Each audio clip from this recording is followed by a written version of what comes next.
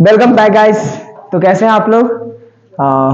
आज देख ही रहा होगा सेकेंडरी स्कूल एग्जामिनेशन 2025 बिहार सरकार के द्वारा जारी किया गया मॉडल पेपर है, जिसका सारे ऑब्जेक्टिव को आज हम लोग सॉल्व करने वाले हैं। साइंस सब्जेक्ट है साइंस, तो पूरे वीडियो को आप लोग अच्छे तरीके से देखिएगा और मैं कोशिश करूंगा कि आप लोग को बेटर तरीके से इसका सॉल्यूशन देने का कोशिश करूंगा। ओके, तो देखते हैं हमारा पहला क्वेश्चन है। और एक बात और, एग्जाम हम लोग का बस कुछ ही दिन में होने वाला है, तो एग्जाम पेपर मिलते के साथ पूरा ये जो इंस्ट्रक्शन दिया हुआ है उसको जरूर पढ़ लेना है। ओके, ताकि हमें आगे का पता चल सके। कुछ इसमें बातें हैं जो कुछ बच्चों को नहीं पता रहती है। तो पहले क्वेश्चन की ओर चलते हैं हम लोग। साइंस का पहला क्वेश्चन है हमारा, भेजी कहाँ पे। तो देखिए हमारा पहला क्वेश्चन है, किसी प्रकाश स्रोत के सामने एक रुकावट रख देने पर क्या बनता है? किसी प्रकाश स्रोत के सामने कोई रुकावट रख देने पर क्या बनता है? मान के चलिए ये कोई प्रकाश स्रोत है, ये प्रकाश जा रहा है, ठीक है, इस साइड में जा रहा है, इस दिशा में जा रहा है प्रकाश, बहुत सारे प्रकाश। अब यहाँ पे मान के चलिए कोई हम वस्तु रख दिए, ये एक बॉल रख दिए, ठीक है। अब जितना प्रकाश इस बॉल पर पड़ेगा वो तो आगे की दिशा में नहीं जा पाएगा। जो प्रकाश इस पर पड़ रहा है वो आगे की दिशा में नहीं जा सकता है। मतलब कहने का क्या, इतना दूर तक यहाँ पर खाली रह जाएगा, बाकी प्रकाश आगे बढ़ रहा है, बाकी प्रकाश आगे बढ़ रहा है, लेकिन इतना दूर खाली रह जाएगा। मतलब यहाँ पे अगर कोई पर्दा रखेंगे तो यहाँ पर हमारा इसका प्रतिबिंब बनेगा, मतलब छाया बनेगा। तो यहाँ पे ऑप्शन देख लेते हैं, छाया, उपछाया। तो इसका आंसर हो जाएगा हमारा छाया, ऑप्शन नंबर ए। यहाँ पर जो हमारा बनेगा ये हो जाएगा हमारा छाया।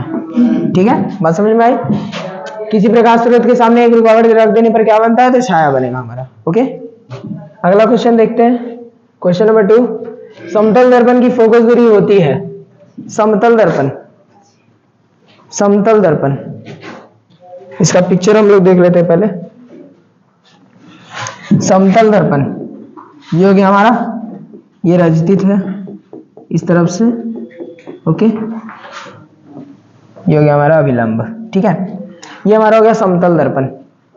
इस पर कोई मतलब सीधा रे पड़ेगा, सीधा आएगा, इधर जाएगा, इधर आएगा। इसका कोई फोकस अनंत होता है। इसका मतलब फोकस का अर्थ क्या है?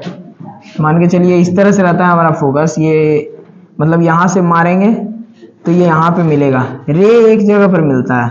ठीक है, किसी भी दर्पण में अगर रे एक जगह पे मिल रहा है या फिर मिलती हुई प्रतीत होती है, उसे ही फोकस कहा जाता है। लेकिन इसमें कहीं पे मिल रहा है, कहीं पे भी। यहाँ से हमने फेंका, भागेगा यहाँ दूसरा रे, इसी के मान के चलिए मतलब इसमें कहीं पे मिलता वलता नहीं है, रे कहीं पे मिलेगा नहीं, डायरेक्ट इसमें प्रतिबिंब बनता है।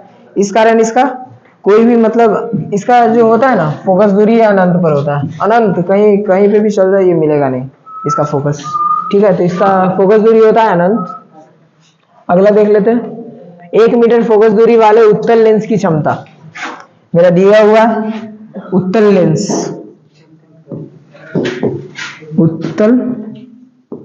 लेंस दिया है। उत्तल लेंस की फोकस दूरी 1 मीटर।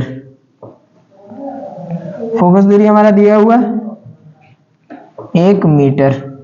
ठीक है, उत्तल लेंस है तो इसका फोकस दूरी धनात्मक होगा। 1 मीटर हमारा धनात्मक में दिया हुआ है फोकस दूरी। ओके, फोकस दूरी हमारा दिया हुआ है। पूछ रहा है हमारा लेंस की क्षमता, मतलब पावर ऑफ लेंस। P बराबर क्या होता है हमारा 1/f, मतलब फोकस का व्युत्क्रम। तो यहाँ पे लेंगे 1/1, प्लस में तो प्लस में ही रहने देंगे, इसका लिख देंगे 1 डायोप्टर। प्लस में रहेगा क्योंकि ये उत्तल लेंस है। ठीक है, देख लेते इसका ऑप्शन नंबर सी इसका सही आंसर हो जाएगा 1 डायोप्टर। उत्तल लेंस है तो रहेगा धनात्मक में 1 डायोप्टर। यदि अगर रहता अवतल लेंस में तब होता हमारा -1 डायोप्टर। ठीक है, इसका आंसर हो जाएगा ऑप्शन नंबर सी 1 डायोप्टर। निम्नलिखित में किस लेंस को अपसारी लेंस कहते हैं? अपसारी, अपसारी कहने का मतलब छितरा रहा है, एक बिंदु से छितरा रहा है। अपसारी किरण पुंज आप लोग जानते होंगे। अपसारी किरण पुंज एक बिंदु से यह भागा एन्ने भागा एन्ने भागा ऐसे, इसको कहते हैं हम अपसारी किरण पुंज।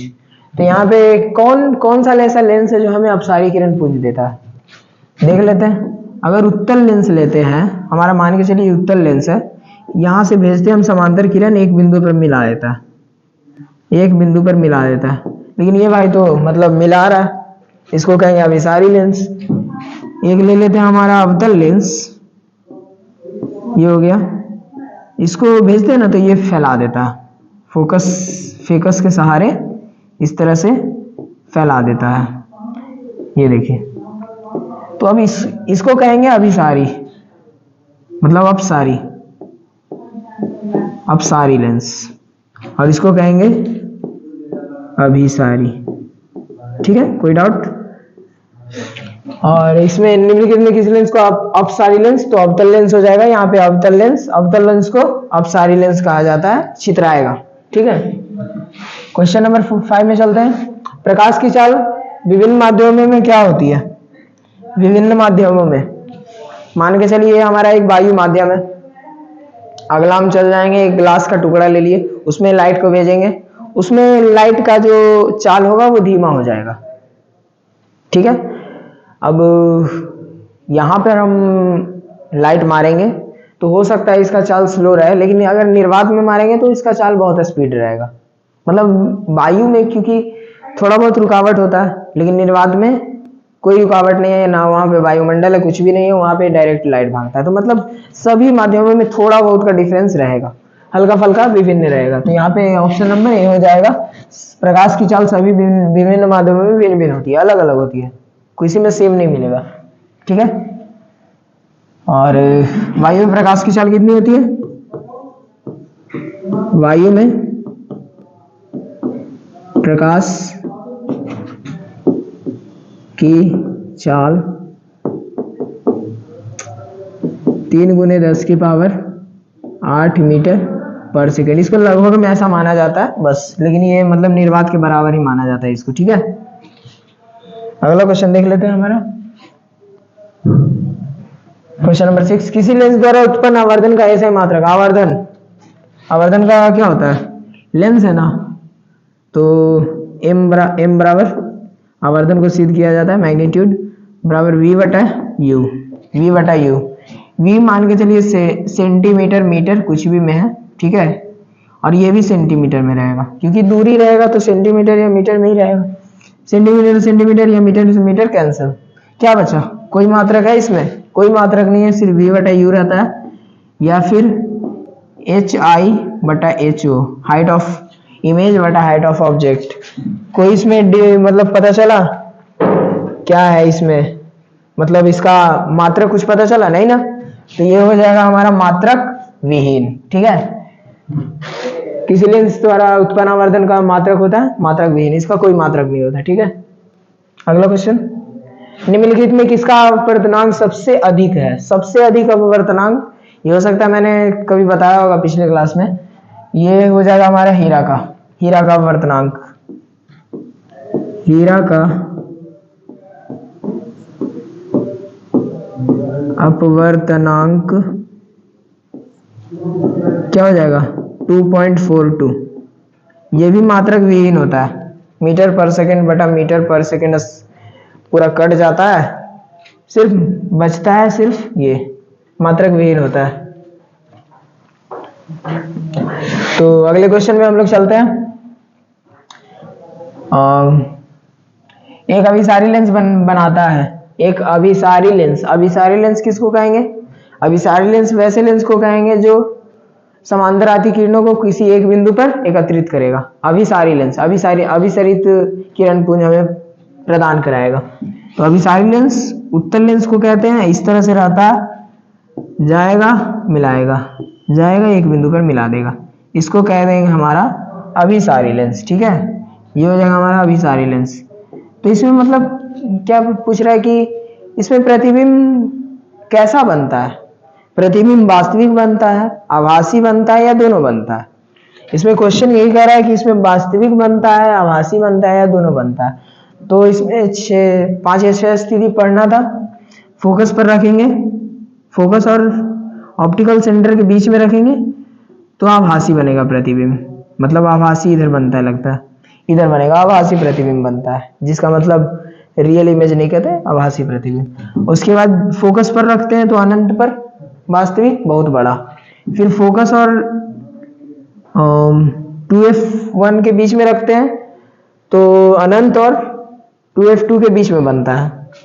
फिर डायरेक्ट 2f2 के इस पर रखते हैं हम तो 2f इस पर उल्टा और वास्तविक प्रतिबिंब है। इससे हमको पता चल रहा है कि इसमें वास्तविक और आभासी दोनों प्रतिबिंब बन रहे हैं। पहला तो यहाँ पे अगर रख दिए तो यहाँ पे हमारा आभासी प्रतिबिंब पहला ही मिल गया, इधर बन गया हमारा आभासी प्रतिबिंब, और उसके बाद बाकी सारे स्थिति में हमारा वास्तविक प्रतिबिंब बन रहा है। इसका अर्थ है इसमें आभासी और वास्तविक दोनों तरह की प्रतिबिंबे इसमें बनेगी। ठीक है, तो अभी सारी लेंस, उत्तल लेंस को कहते हैं, अभी सारी लेंस बनाता है तो कभी आभासी तो कभी प्रतिबिंब, मतलब आभासी तो कभी वास्तविक प्रतिबिंब। इसका आंसर ऑप्शन नंबर सी हो जाएगा।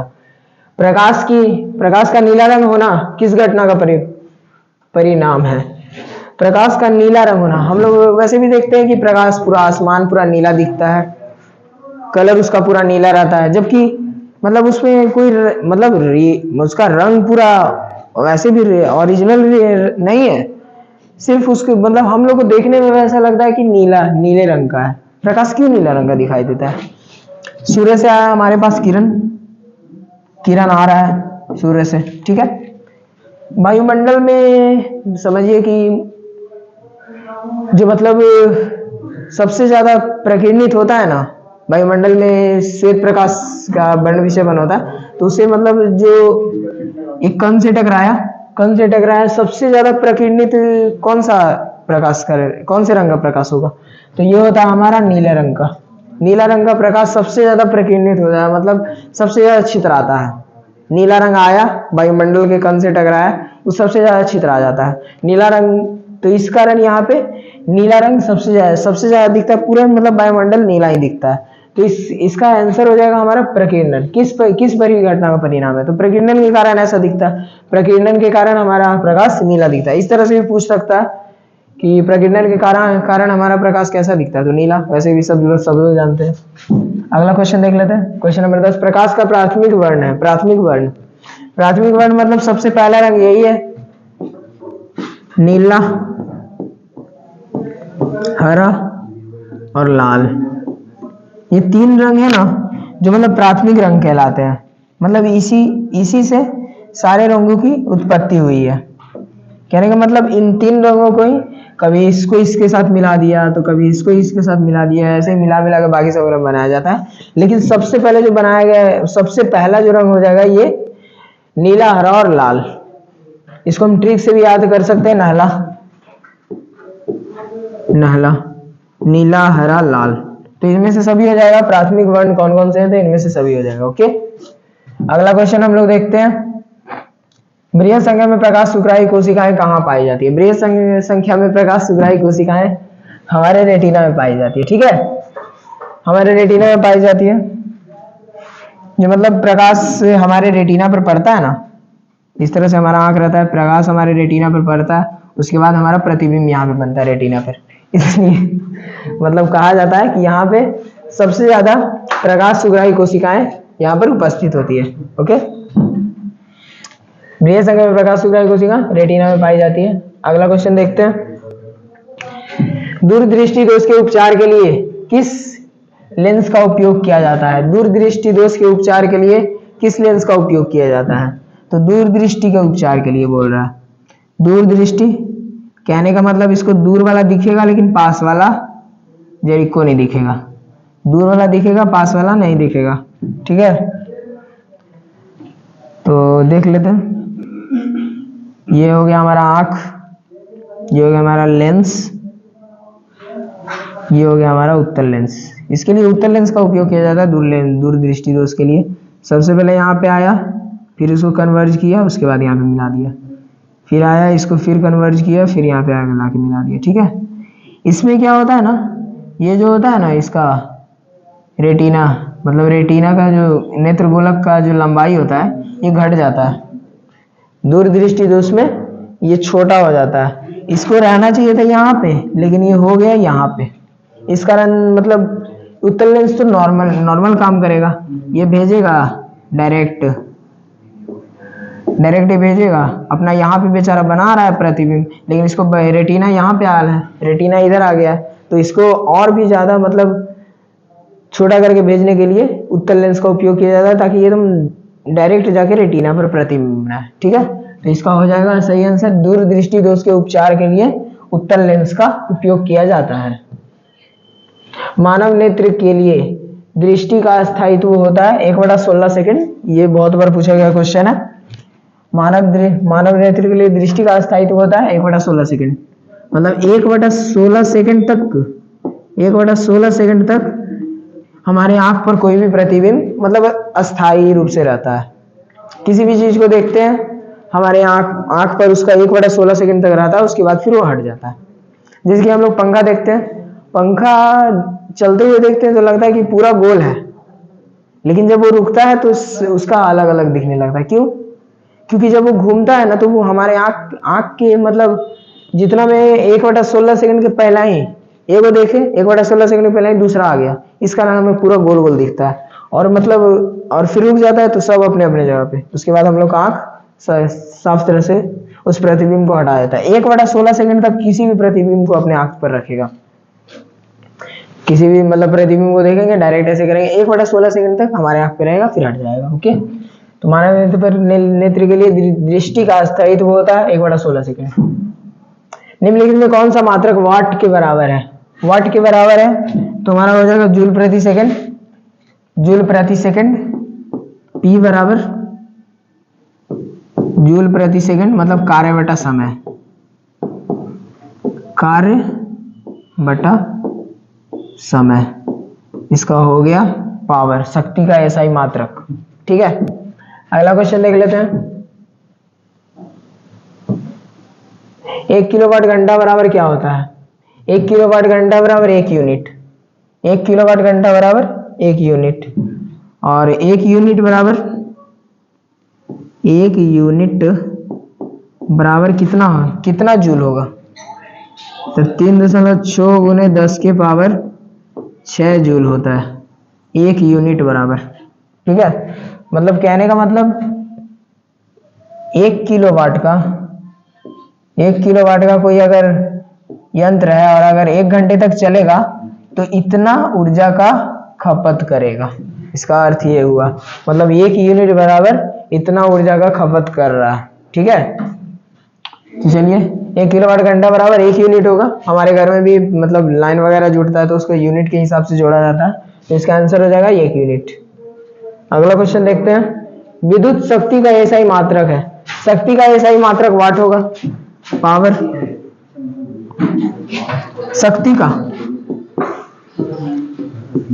शक्ति का एसआई मात्रक वाट होता है। वाट W से सूचित किया जाता है। ठीक है, इसका फॉर्मूला होता है P बराबर VI, फिर अगला फॉर्मूला होता है V²/R। इसका बहुत सारा फॉर्मूला ऐसे निकाल सकते हैं।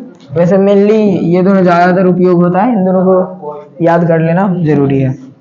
अगला क्वेश्चन देख लेते हैं। इसका हो जाएगा विद्युत शक्ति का एसआई मात्रक वाट होगा।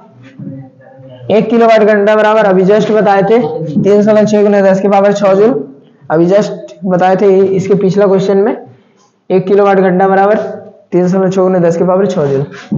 Option number C. अगला क्वेश्चन देखते हैं हमारा। दाएं हाथ के अंगूठे के नियम को प्रतिपादित किसने किया? दायां हस्त अंगुष्ठ नियम जिसको कहा जाता है, दायां हस्त अंगुष्ठ नियम। जिस तरह से कहा जाता था दायां हस्त, ये हमारा दाहिना हाथ हो गया, दक्षिण हस्त अंगुष्ठ नियम। ये मतलब किसी भी चालक धारावाही चालक परिपथ में धारा की दिशा में अगर हम अपने दाएं हाथ के अंगूठे को रखते हैं और इस प्रकार से रखते हैं तो मतलब ये तो धारा की दिशा बताएगा, लेकिन ये जो बाकी सब रहेगा ये विद्युत चुंबकीय क्षेत्र की दिशा बताएगा। ठीक है, तो यही बताया था, मैक्सवेल ने बताया था, मतलब दक्षिण हस्त अंगुष्ठ नियम का प्रतिपादन मैक्सवेल ने किया था। फ्लेमिंग ने वाम हस्त नियम, दक्षिण हस्त नियम दिया था दोनों। आइंस्टीन को तो कौन नहीं जानता होगा, सब जानता है, ऑस्ट्रेड का प्रयोग। विद्युत फ्यूज विद्युत धारा के किस सिद्धांत पर कार्य करता है? ऊष्मीय प्रभाव कर कार्य करता है। जैसे कि देख लेते हैं, हमारा ये हो गया फ्यूज, ठीक है, इसमें एक तार रहता है, मतलब इसका क्या कहता है ना, इसका प्रतिरोध बहुत ज्यादा होता है, प्रतिरोध बहुत ज्यादा रहेगा, इस कारण इसमें ऊष्मा उत्पन्न होने लगता है। और अगर ज्यादा इसमें मतलब धारा अगर ज्यादा प्रवाहित होने लगा, मान के चलिए शॉर्ट सर्किट वगैरह हुआ, शॉर्ट सर्किट में प्रतिरोध कम हो गया और इसमें धारा पूरा एकदम स्पीड में जाने लगा, तो ये क्या होता है ना, इसमें धारा एकदम पूरा एकदम तीव्र गति से जाने लगता है, तो इससे ये क्या होता है ना, गर्म होकर गल के टूट जाता है, गर्म होके टूट जाता है। तो यही ऊष्मीय प्रभाव पर काम करता है। ठीक है, अगला देख लेते हैं। 1 मीटर एंगस्ट्रॉम बराबर है 10 पे पावर माइनस 6 एंगस्ट्रॉम। ठीक है, ये मतलब इसमें कुछ खास नहीं है, बस ये याद करने लायक है। 1 मीटर एंगस्ट्रॉम बराबर 10 के पावर माइनस 6 एंगस्ट्रॉम। अगला क्वेश्चन 21 नंबर, प्रतिरोध का मान बढ़ाने के लिए प्रतिरोध को जोड़ा जाना चाहिए। प्रतिरोध का अगर मान बढ़ाना है तो हमें जोड़ना कैसे है? जैसे कि मान के चलिए ये एक परिपथ है, इसमें एक प्रतिरोध ऐसे जोड़ दिए, फिर दूसरा प्रतिरोध ये जोड़ दिए, ये हो गया हमारा 5 ओम, ये भी हमारा 5 ओम, ये जुड़ा हुआ है बैटरी से। ठीक है, ये हमारा जुड़ा हुआ है, ठीक ना, ये स्विच। अब इसका अगर समतुल्य प्रतिरोध निकालेंगे, श्रेणी क्रम में जुड़ा हुआ है, इसका समतुल्य प्रतिरोध RS बराबर 5 + 5 बराबर 10 ओम। और इसी को अगर पार्श्ववत जोड़ते हैं, ये हो गया, एक जुट गया, और दूसरा ये रहा, ये भी 5 ओम, ये भी 5 ओम। प्रतिरोध वही है, बस फर्क ये है कि इसको मतलब समान, मतलब श्रेणी क्रम में जोड़ दिए और इसको पार्श्ववत जोड़ दिए। इसका समतुल्य प्रतिरोध निकालेंगे, RP बराबर R1 × R2 बटे R1 + R2। निकालते हैं तो 5 × 5 5 5 10, 5 दूना 10, इसका आ गया 2.5 ओम। अब देखते हैं, इसका तो आ रहा है 10 ओम, जबकि प्रतिरोध मैंने दोनों सेम दिया था। यहाँ पे भी 5 ओम 5 ओम, यहाँ पे भी 5 ओम 5 ओम, लेकिन यहाँ पे मेरा 10 ओम आ रहा है, इसका समतुल्य प्रतिरोध निकालना है, यहाँ पे मेरा 2.5 ओम आ रहा है। क्यों? तो मतलब इससे हमको पता चल रहा है कि मतलब कोई भी अब प्रतिरोध लेके जोड़ से देख सकते हैं, श्रेणी क्रम में मतलब जोड़िएगा तो इसमें मान ज्यादा आएगा, और पार्श्व में जोड़िएगा तो उसमें मान कम आएगा। तो यहाँ पे हमको क्या पूछ रहा है, मान बढ़ाने के लिए, मतलब हमको ज्यादा चाहिए मान, तो ज्यादा मान चाहिए तो हम यहाँ पे श्रेणी क्रम में जोड़ेंगे, श्रेणी क्रम में जोड़ेंगे तो हमारा मान उससे भी ज्यादा आएगा। ठीक है, लगातार ये जोड़ेंगे तो ज्यादा आएगा, तो इसका आंसर हो जाएगा श्रेणी क्रम। अगला क्वेश्चन, इलेक्ट्रिक हीटर की कुंडली बनाने में किस पदार्थ का प्रयोग किया जाता है? इलेक्ट्रिक हीटर का उपयोग बहुत लोग किए होंगे घर पे, वैसे भी हीटर पर खाना बनाया जाता है, तो हीटर का उपयोग, हीटर में कुंडली बनाने के लिए किस पदार्थ का उपयोग किया जाता है? इसमें नाइक्रोम का उपयोग किया जाता है। नाइक्रोम जो होता है पूरा, इसका प्रतिरोध बहुत ज्यादा होता है, बहुत ज्यादा होता है प्रतिरोध, तो प्रतिरोध बहुत ज्यादा होता है, तो इस कारण ना ये मतलब ये इस तरह से कुंडली बना हुआ रहता है, कुंडली मतलब इस तरह से, सॉरी, ये इस तरह से कुंडली बना हुआ रहता है, ऐसे ऐसे कुंडली बना हुआ रहता है विद्युत हीटर में। ठीक है, ये हो गया हमारा विद्युत हीटर। अब इसमें क्या होता है ना, धारा प्रवाहित करने पर ना इसका प्रतिरोध बहुत ज्यादा होता है। प्रतिरोध मतलब बहुत ज्यादा कहने का मतलब ये धारा का विरोध बहुत ज्यादा करेगा। अब धारा का विरोध करेगा तो ऑटोमेटिक इसमें कुछ ना कुछ परिवर्तन होगा, जैसे कि ऊष्मा निकालेगा, चुंबकीय क्षेत्र उत्पन्न करेगा, या फिर विचलित होगा, कुछ ना कुछ तो ये करेगा। तो इसमें क्या हो जाता है कि ये अपना पूरा गर्म हो जाता है, धारा प्रवाहित जैसे ही किया जाता है ये पूरा गर्म हो जाता है। क्यों? क्योंकि इसमें प्रतिरोध इसका बहुत ज्यादा है। इसमें समझिए कि धारा का प्रवाह मतलब कम ही होता है, लेकिन बहुत ज्यादा गर्म हो जाता है। अब बहुत गर्म हो जाता है, पूरा लाल हो जाता है। अब इस पे कोई भी चीज रखिएगा तुरंत गर्म हो जाएगा। खाना बनाइए, कुछ भी कीजिए, काम करेगा। तो इसलिए इसमें यहाँ पे नाइक्रोम का उपयोग किया जाता है इलेक्ट्रिक हीटर में। अगला क्वेश्चन देख लेते हैं। निम्नलिखित में से कौन ग्लोबल वार्मिंग के लिए उत्तरदायी है? ग्लोबल वार्मिंग, वैश्विक तापमान के लिए CO2 उत्तरदायी है। एक गर्म गैस है, मतलब ये गर्मी को खींचे रखता है, पकड़ के रखता है गर्मी को। अब गर्मी को पकड़ के रखता है, इस कारण ग्लोबल वार्मिंग CO2 के कारण होता है। अब हमारे वर्ल्ड मतलब हमारे इस पृथ्वी पर वैसे भी CO2 का मात्रा धीरे धीरे बढ़ते जा रहा है। इसका कारण है सिर्फ पेड़ पौधों को अधिक से अधिक काटा जा रहा है। सब अपना मतलब भोग विलास के चक्कर में प्रकृति का नाश कर रहा है, और प्रकृति का जो संतुलन है वो बिगड़ रहा है, और CO2 का मात्रा बढ़ते जा रहा है। इस कारण ग्लोबल वार्मिंग भी बढ़ते जा रहा है। अगला क्वेश्चन देख लेते हैं। इनमें से कौन जीवाश्म ईंधन है? जीवाश्म ईंधन कहने का मतलब जीवों के अंश से बने ईंधन को जीवाश्म ईंधन कहेंगे। तो इसमें प्राकृतिक गैस भी जीवाश्म ईंधन है, पेट्रोलियम भी जीवाश्म ईंधन है, कोयला भी जीवाश्म ईंधन है। कोयला जो मतलब करोड़ों वर्ष पहले पेड़ पौधे सब मर के अंदर जमीन के अंदर दब गए, तब जाके वो अपघटित होकर कोयला का निर्माण हो गया। कोयला जमीन के अंदर धंस गया, बन गया कोयला। हम लोग भी मरेंगे, पेड़ पौधे मरेंगे, मतलब मर के धंसेंगे, फिर करोड़ों वर्ष बाद फिर से इस कोयला का निर्माण होगा। इस प्रक्रिया में मतलब बहुत टाइम लग जाता है, करोड़ों बार। इसलिए इसको अनवीकरणीय संसाधन भी कहते हैं। पेट्रोलियम समुद्र में मतलब चक्रवात वगैरह आता है, सबको समेट के लेके चल जाता है समुद्र के अंदर फिर बहुत गहराई पर फिर अपघटित होता है। तो उसके बाद होता है पेट्रोलियम का निर्माण। पेट्रोलियम तो ये भी मतलब करोड़ों वर्ष बाद ही बनता है। दोनों एक दूसरे का भाई है, ये भी करोड़ों वर्ष बाद बनेगा, ये भी करोड़ों वर्ष बाद बनेगा, इसलिए दोनों अनवीकरणीय। प्राकृतिक गैस पेट्रोलियम में उपस्थित होता है। पेट्रोलियम से मतलब जब मतलब उसको और भी छाना वगैरह जाता है, सबसे पहले निकलता है हमारा पेट्रोल। पेट्रोल सबसे शुद्ध निकला, उसके बाद आया डीजल, ईंधन अलग अलग तरह का, उसके बाद फिर निकलता है हमारा प्राकृतिक गैस। ठीक है, तो ये इसमें हमारा इनमें से सभी हो जाएगा ऑप्शन नंबर डी। इनमें से कौन जीवाश्म ईंधन है? जीवाश्म ईंधन सबके समय जीवों के अंश से बना हुआ है। 25 नंबर, सूर्य तथा अन्य तारों द्वारा उत्सर्जित विशाल का ऊर्जा का स्रोत है नाभिकीय संलयन।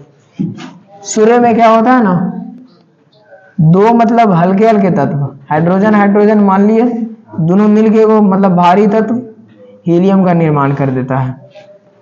इस तरह मतलब सूर्य में तो ये हो रहा है, अब अन्य तारों में भी यही हो रहा है, यही प्रक्रिया हो रहा है। अब संलयन होता है जो अधिक तापमान पर होता है, पूरा एकदम बहुत ज्यादा तापमान पर। अब संलयन होते जा रहा है, ऊर्जा का उत्सर्जन होते जा रहा है। अब इसमें कोई बोलेगा मतलब इसमें मतलब बनते जा रहा है बस, तो इसमें नाभिकीय संलयन हो जाएगा। सूर्य तथा अन्य तारों द्वारा उत्सर्जित विशाल ऊर्जा का स्रोत है, तो नाभिकीय संलयन द्वारा इसमें प्रक्रिया होता है। अगला क्वेश्चन देख लेते हैं। टिहरी बांध का निर्माण का उद्देश्य क्या है? टिहरी बांध के निर्माण का उद्देश्य क्या है? तो टिहरी बांध के निर्माण का उद्देश्य वैसे भी बहुउद्देशीय परियोजना है। टिहरी बांध बहुउद्देशीय परियोजना है। भूमि सिंचाई भी होगा, जल आपूर्ति भी होगा, बिजली उत्पादन भी होगा। टिहरी बांध बन गया, बांध मतलब क्या कहता है, इस तरह से बांध बन गया, इससे पानी गिराएगा, डायनेमो चलेगा, बिजली उत्पादन होगा। अब इस तरफ पानी को संचित करके रखा जाता है, इससे सिंचाई भी कर सकते हैं। इसमें कुछ मतलब लोगों के पास जल भी पहुंचा सकते हैं, जिनके मतलब कहीं पे अगर जल की आपूर्ति है तो वहां पे पूरा कर सकते हैं। और इसमें कई मतलब स्विमिंग पूल जैसे कर सकते हैं ना, स्विमिंग वाला रेस भी खिला सकते हैं, मतलब खेल वगैरह भी हो सकता है यहाँ पे। ठीक है, तो अगला क्वेश्चन में चलते हैं। इसमें इसका उद्देश्य सब के सब है। खिलौने में किस सेल का उपयोग किया जाता है? खिलौनों में थोड़ी ना मतलब डेनियल सेल डेनियल सेल का उपयोग होगा नहीं। सौर सेल सिर्फ सौर में ले सूर्य के साथ प्रकाश के सामने लेके जाएंगे तभी वो काम करेगा। सूखा सेल काम करेगा क्योंकि ये सूखा सेल रहता है, इसमें रासायनिक ऊर्जा रहता है और उसके बाद रासायनिक को परिवर्तित किया जाता है, वो मतलब धीरे धीरे सूखा सेल का उपयोग किया जाता है। बैटरी मतलब जैसे कि मान के चलो एक खिलौना है, इसमें अगर लगा दिया हम सौर सेल लगा दिए, जाके सूर्य में ही सिर्फ काम करेगा। डेनियल सेल के बारे में कुछ खास जानकारी नहीं है, लेकिन उसका उपयोग नहीं किया जाता है। सूखा सेल अगर लगाएंगे तो सूखा सेल मतलब उसमें कुछ रासायनिक पदार्थ डाला जाता है जो मतलब धीरे धीरे उसको विद्युत ऊर्जा में कन्वर्ट करते रहता है। तो मतलब इसमें रासायनिक पदार्थ इसको इसमें लगा दिए एक बार, उसके बाद ही चलते रहेगा जब तक इसके अंदर का रासायनिक पदार्थ मतलब पूरे तरीके से विद्युत धारा का उत्पन्न ना कर ले। जितना उसका क्षमता है उतना अगर विद्युत धारा को उत्पन्न नहीं करेगा तब तक ये चलते रहेगा। तो इस कारण मतलब खिलौनों में तो सूखा सेल का उपयोग किया जाएगा। सौर सेल अगर उपयोग करते भी है तो सिर्फ सूर्य में काम करेगा। डेनियल सेल, तो इसमें आंसर हो जाएगा सूखा सेल। जल में वैद्युत अपघटन में कैथोड पर कौन सी गैस मुक्त होती है? जल में वैद्युत अपघटन किया जाता है तो कैथोड दो तरह का रहता है, एक माइनस एक प्लस। तो माइनस को कहेंगे कैथोड, प्लस को कहेंगे एनोड। इस पे क्या होता है ना, इस पे हाइड्रोजन गैस मुक्त होता है, हाइड्रोजन गैस। माइनस पर हाइड्रोजन और इस पर ऑक्सीजन।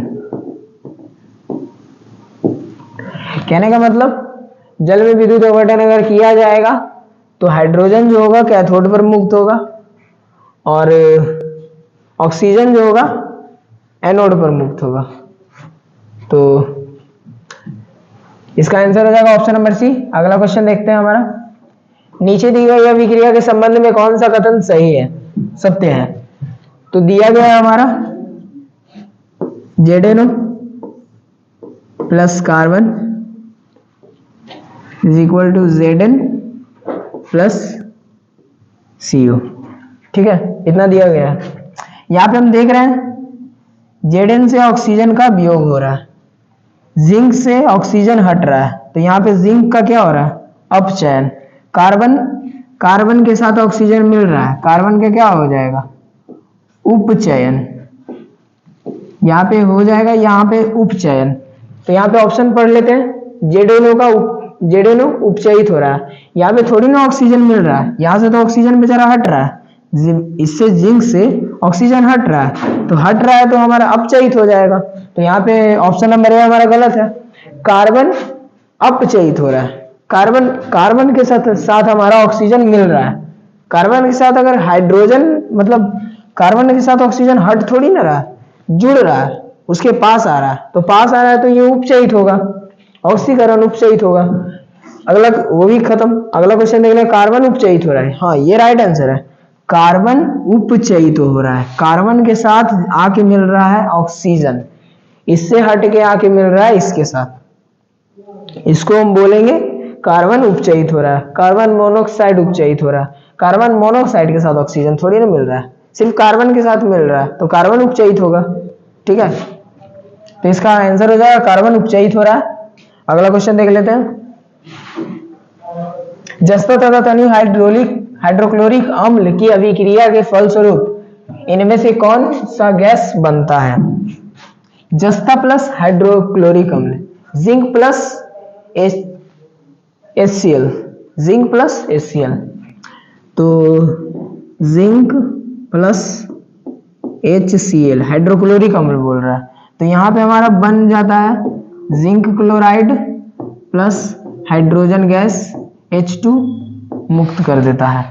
ठीक है, यहाँ पे संतुलन नहीं हो रहा, 2HCl 2 जिंक 2, अब संतुलित हो गया है। ठीक है, यहाँ पे हमारा ये जो बना ना, ये हो गया हमारा अभिक्रिया, यहाँ से हमारा H2 मुक्त होता है। ठीक है, zinc plus HCl is equal to zinc chloride plus hydrogen. Zinc chloride बनाएगा और हाइड्रोजन को मुक्त करेगा। ठीक है, इसमें तो यहाँ पे ऑप्शन नंबर बी हो जाएगा। हाइड्रोजन H2 को मुक्त कर रहा है तो हाइड्रोजन हो जाएगा मुक्त। जस्ता और तनु हाइड्रोक्लोरिकम बनेगा हाइड्रोजन गैस। अगला क्वेश्चन देख लेते हैं। निम्नांकित में कौन गैस चूना जल को दूधिया कर देता है? कौन सा गैस है जो चूना जल को दूधिया कर देगा?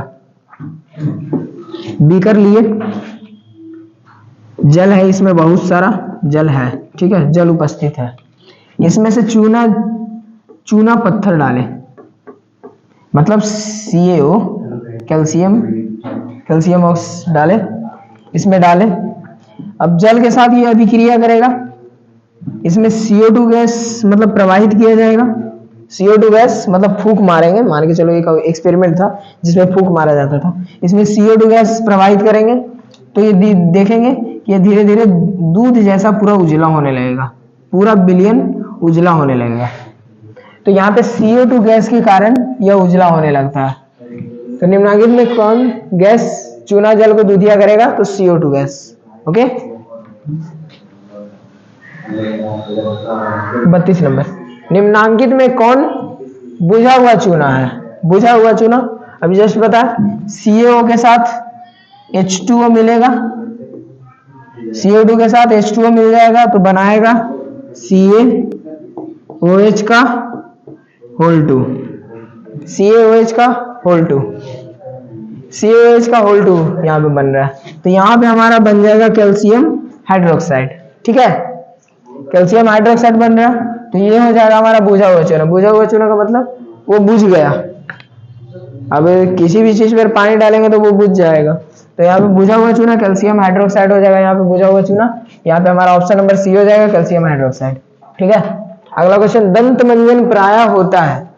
दंत मंजन जो डेली डेली हम लोग रगड़ते रहते हैं, मोबाइल चलाते रहते हैं, रगड़ते रहते हैं, ठीक है।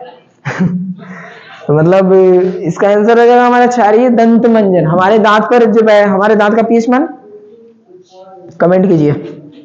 हमारे दांत का पीएच मान जितना भी होता है लेकिन अम्लीय होता है। हमारे दांत पर जो मतलब हम लोग खाते हैं, खाने के बाद मतलब हमारे दांत से अभिक्रिया करता है, खाना हमारे दांत से अभिक्रिया करता है, उसके बाद फिर बना लेता है, एक परत जमा लेता है जो अम्लीय होता है। हमारे दांत मान के चलिए ये हो गया, ये अम्लीय परत जमा लेता है। अब अम्लीय हो गया तो अम्लीय उसको छोड़ देंगे तो हमारा इनामेल को क्षति पहुंचाएगा, इनामेल के खराब कर देगा। तो फिर उसके बाद अंदर दर्द होगा बहुत ज्यादा, ठीक है। उसके बाद मतलब कैविटी लग जाएगा, फिर बहुत दर्द भी होता है, पूरा दांत सड़ा देगा, ठीक है। तो इसको मतलब खत्म करने के लिए मान के चलिए पूरा मिठाई एकदम जबरदस्त से खा लिए, एकदम मीठा चीज बहुत खा लिए, मीठा चीज खा लिए, इस पर जम गया परत। अब इसको हटाने के लिए ब्रश नहीं किए, ब्रश कर भी नहीं किए, अब ब्रश नहीं किए तब भुगत ही आओगा। तो फिर यहाँ पे हम दंत मंजन का उपयोग करते हैं, दंत मंजन का उपयोग करते हैं। दंत मंजन हमारा क्षारीय होता है, हल्का क्षारीय होता है। अब क्षारीय, अब यहाँ पे हमारा अम्लीय था, अब क्षार इस पर डाल देंगे तब बन जाएगा क्या? लवण और जल। पढ़े होंगे HCl plus H2SO4 is equal to क्या बन जाएगा? क्या बनता है जी? अरे कहने चल गया, छोड़िए हटाइए। यहाँ पे दंत मंजन और हमारे दांत का मतलब जो अम्लीय परत रहता है वो दोनों अभिक्रिया करके बना लेता है लवण तथा जल, लवण तथा जल बना देता है, ठीक है। जैसे कि मतलब HCl प्लस NaOH को मिलाते हैं ना, NaOH को मिला देते हैं तो हमारा बन जाता है NaCl प्लस H2O, इसे बनता है ना। तो यहाँ पे हमारा अम्ल हो गया यहाँ पे। तो उसी तरह से मतलब हमारे दांत में, हमारा दांत अम्लीय, हमारा मतलब मुंह अम्लीय रहता है, उस पर हम डाल देते हैं क्षारीय मतलब दंत मंजन डाल देते हैं। दंत मंजन से रगड़ देंगे तो मतलब हमारा दांत साफ हो जाएगा। तो इस कारण दंत मंजन प्राय होते हैं क्षारीय। बेसिक। नींबू में कौन सा अम्ल पाया जाता है? ये तो बहुत आसान क्वेश्चन है, क्लास में पढ़ाया गया होगा। नींबू में कौन सा अम्ल पाया जाता है? कमेंट कीजिए, हम नहीं बताएंगे। मिल्क ऑफ मैग्नीशिया का पीएच मान होता है, मिल्क ऑफ मैग्नीशिया OH का होल 2, MgH का MgOH का होल 2, इसी को कहते हैं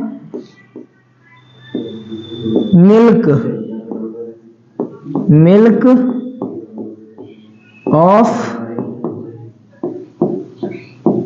मैग्नीशिया। इसी को कहा जाता है मिल्क ऑफ मैग्नीशिया, या इसी को कहा जाता है मैग्नीशियम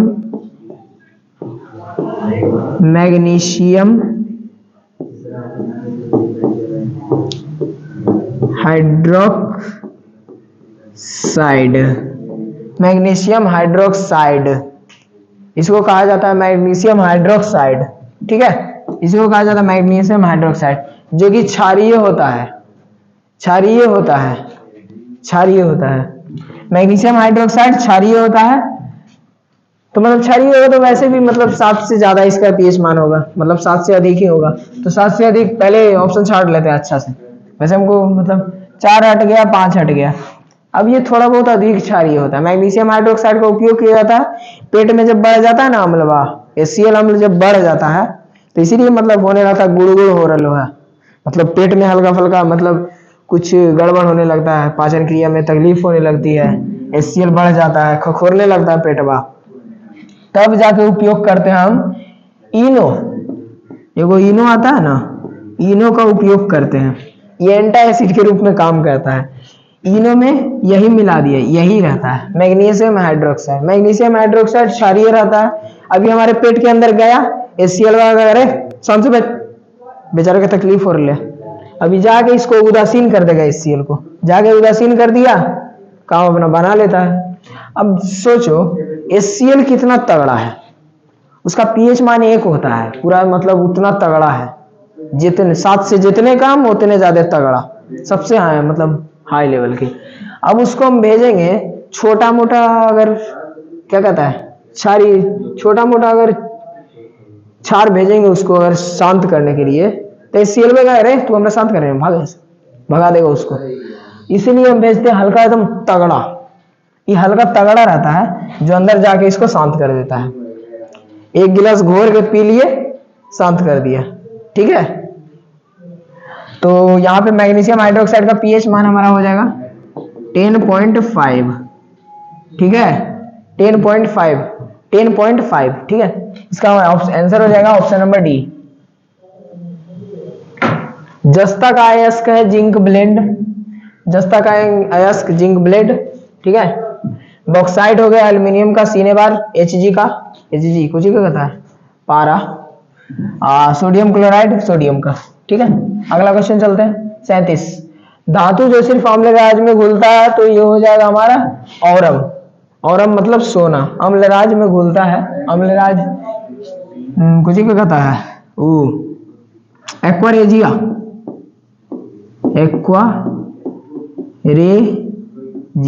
एक्वारेजिया में जो घुलता है ना वो सिर्फ सोना हो रहा है। सोना, प्लेटिनम और सिल्वर, सोना प्लेटिनम और चांदी, ये 3 हो रहता है, इसमें घुलता है।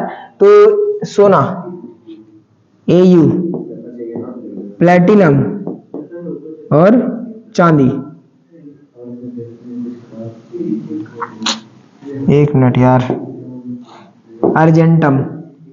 ठीक है, ये 3 वो रहेगा ना जो इसमें घुलेगा, एक्वारेजिया में घुलेगा।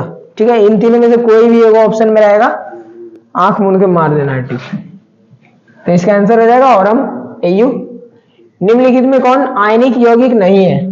आयनिक यौगिक नहीं है मतलब वो कुछ ही है मतलब मुझे कहता है साझा करके बनल है, तो उसको क्या कहते हैं यार? सहसंयोजी बंधन। आयनिक यौगिक नहीं है कहने का मतलब सहसंयोजी बंधन से बना हुआ है। तो यहाँ पे CaCl2 को देख लेते हैं।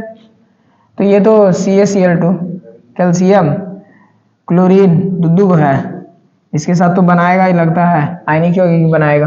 कैल्शियम का 2 खाली, इसका एगो भेज देता है इसके पास दुद्दू को, एगो इसके पास भेज देगा, एगो इसके पास भेज देगा, इधर माइनस इधर प्लस 2 बना लेगा, इधर माइनस 1 का यह बना लिया। ये तो आयनिक यौगिक हो गया भाई, 1 का छोड़ दिया, जाओ तुम ले लो, मतलब छोड़ दिया डायरेक्ट, उसको दे दिया तो वो हो गया आयनिक यौगिक। मतलब साझा कर रहा है, भाई एगो तू दे एगो हमें दे भैया, तो हो गया साझा कर रहा है तो आए सहसंयोजी बंधन। यहाँ पे CO2 का देख लेते हैं, कार्बन, कार्बन के 4 वो खाली है, दुगो इन्ने, ऑक्सीजन, ऑक्सीजन, ऑक्सीजन को चाहिए कितना परमाणु, 2 परमाणु चाहिए, कार्बन को चाहिए 4 परमाणु, तो इसको मिल गया दुद्दू को गोल का ऑक्सीजन, दुद्दू को मिल गया गोल का। अब दोनों तरफ से कहा ना भाई भैया तू दूगो हमरा दे दे, दूगो तू हमरा दे दे, दोनों तरफ से लेके हम बन गए जो। अब वो दोनों का है तू खाली ले हम भी नहीं ले भाई, तो ये भी मांगता है लाओ हमको भी। अब दोनों तरफ से हम भी देहू दिए लेहू लिए, तो बीच में साझा कर लिया दूधू के दोनों तरफ साझा कर लिया, तो ये हो गया हमारा सहसंयोजी बंधन।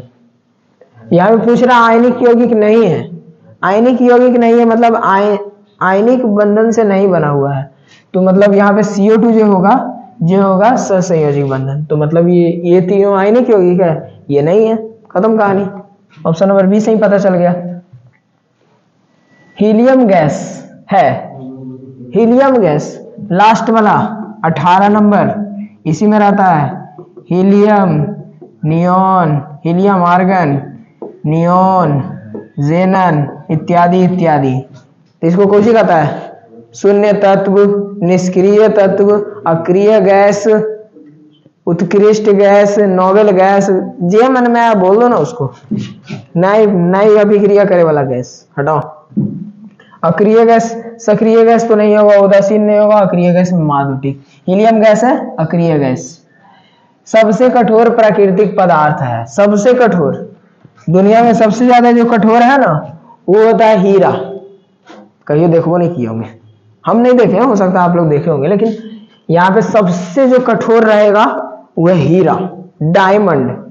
डायमंड रिंग आजकल फैशन में चल रहा है, डायमंड रिंग देने जाएगा, पहले कमा लो ठीक से। सबसे कठोर प्राकृतिक पदार्थ है हीरा, ठीक है, हीरा, हीरा हमारा प्राकृतिक में सबसे कठोर पदार्थ है। इसको मतलब सबसे कठोर कहने का मतलब इसको चूरो कूटो, मतलब सबसे कठोर कहने का मतलब कठोर ही है बस। सोना मुलायम रहता है, हाथों को दाब देंगे तो दबा जाएगा, लोहा हल्का फल्का पीटेंगे तो चौड़ा हो जाएगा, पीटेंगे मुंह में चौरस, खत्म।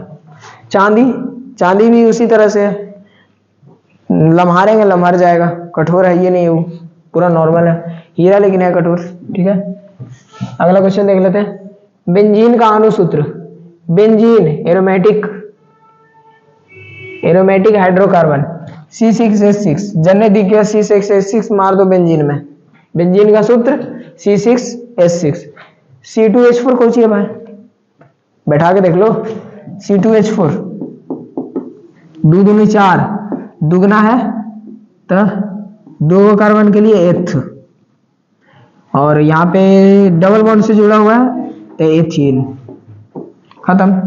अगला है CH4, एगो है दुगना से 2 ज्यादा है तो यहाँ पे बढ़ा देंगे, यहाँ पे है हमारा मेथेन, मेथाइन, मिथेन सॉरी, ए नहीं जुटेगा, C2H2, C2H2 दुगना से 2 कम है, दुगना से 2 कम है तो एथ लगाएंगे, YNE ट्रिपल बॉन्ड है तो YNE, खत्म कहानी, बस इतने था। बेंजीन का सूत्र कहीं भी पूछ दे, C6H6 दोनों कार्बन और हाइड्रोजन दोनों की संख्या समान, मार दो खड़ाक दी पर। इसको बोला जाता है एरोमेटिक, बेंजीन को, बेंजीन जो है ना इसको बोला जाता है एरोमेटिक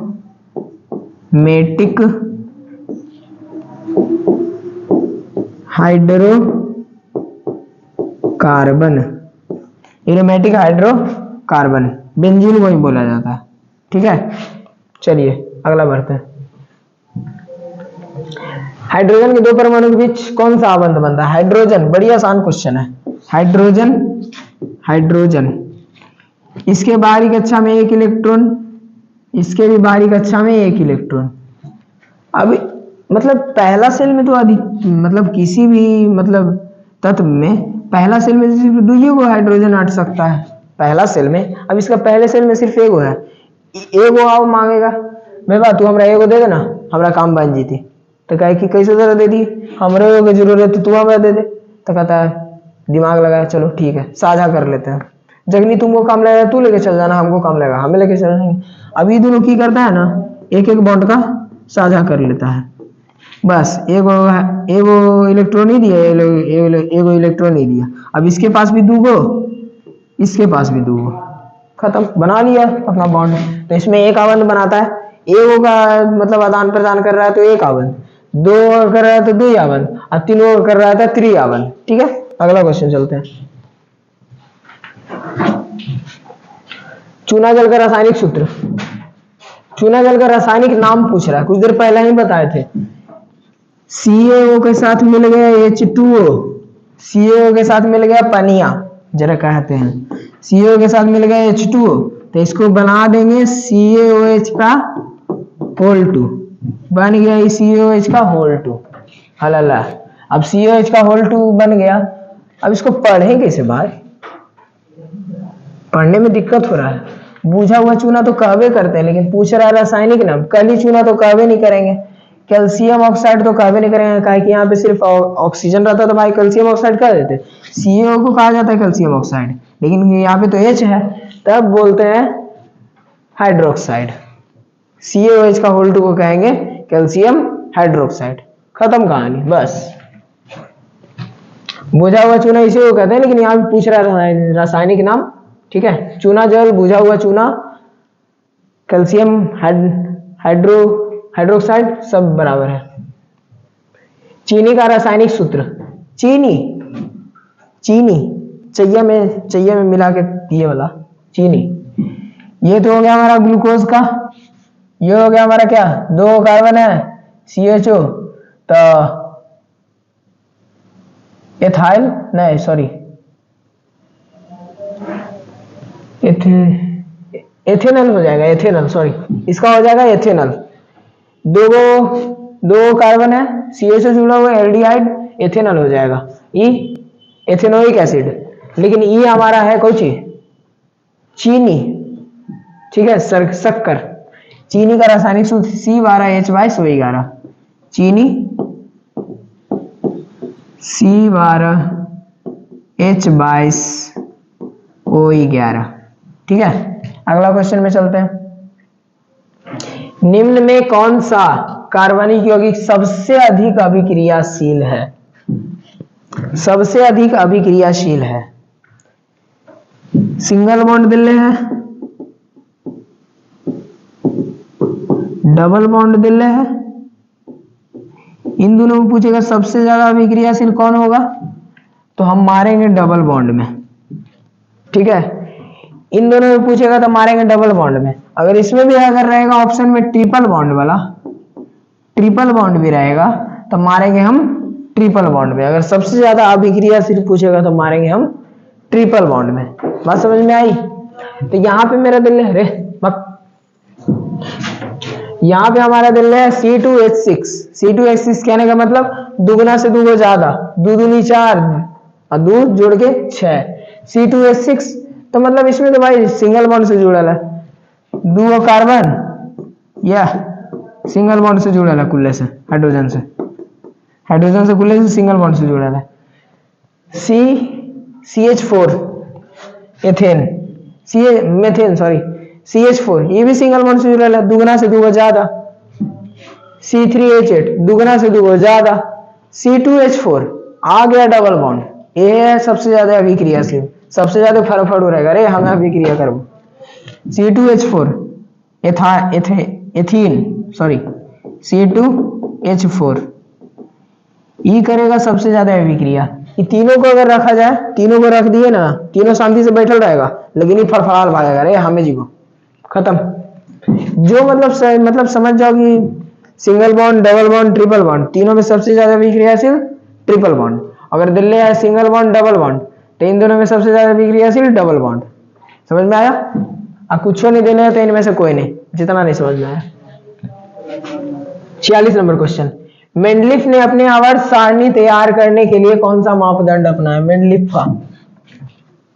मेंडलीफ ये क्या, इसका सिर्फ एक ही गलती था ना, परमाणु द्रव्यमान को कहा कि चलो भाई तुम्ही को हम मापदंड मान लेते हैं। अब इसके अनुसार सजाया तो एक आध वो आगे पीछे हो गया, तो इस कारण इसका गलत कहा गया। तो मेंडलीफ ने अपने आवर्त सारणी तैयार करने के लिए कौन सा मापदंड अपनाया? तो परमाणु द्रव्यमान। और मोसले किया था परमाणु संख्या, सबसे चालाक बेचारा था, सोचा कि परमाणु संख्या पर करके देखते हैं। वाह भाई, बन गया इसका आवर्त सारणी। निम्नलिखित में कौन क्षार धातु नहीं है? क्षार धातु नहीं है कहने का मतलब पहला आवर्त में, मतलब पहला वर्ग में नहीं है। हेलिना कर रब से फरियाद, ये हो गया हमारा पहले वर्ग का तत्व। अब सेकंड वाला जो होगा ना, ई कहलाता हमारा क्षारीय धातु। क्षारीय धातु में ही कुल हो गया। क्षारीय धातु में ऑप्शन में देख लेते हैं हमारा क्या क्या है। मैग्नीशियम है, सोडियम है, रुबिडियम है, लिथियम है। अब लिथियम भी है, मैग्नीशियम तो नायब है। मैग्नीशियम इसमें आता है, बेटा मांगे कार सफारी, बेटा मांगे कार सफारी, इसमें आता हमारा मैग्नीशियम। क्षारीय मृदा धातु, ये हमारा हो गया क्षारीय धातु। क्षारीय धातु इसमें आ जाता है हमारा क्षारीय